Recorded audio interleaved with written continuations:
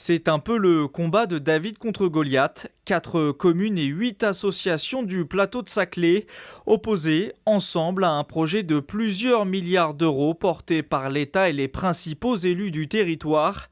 Un combat qu'ils mènent principalement depuis la déclaration d'utilité publique de la ligne 18 il y a un an.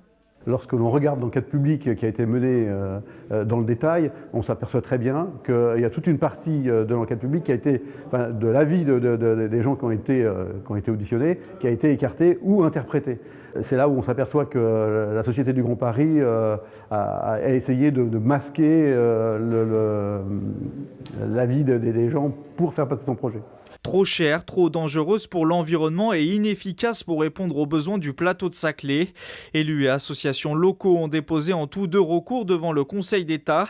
Leur espoir, se faire entendre sur leurs propositions. Toutes les alternatives qui auraient pu être notamment des transports innovants sous forme de petits véhicules ou des téléphériques, etc.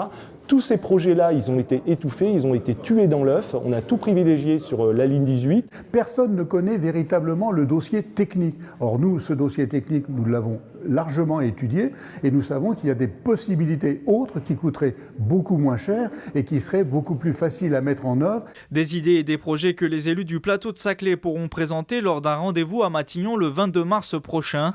C'est en mars aussi que le gouvernement doit enfin annoncer le nouveau calendrier du Grand Paris Express.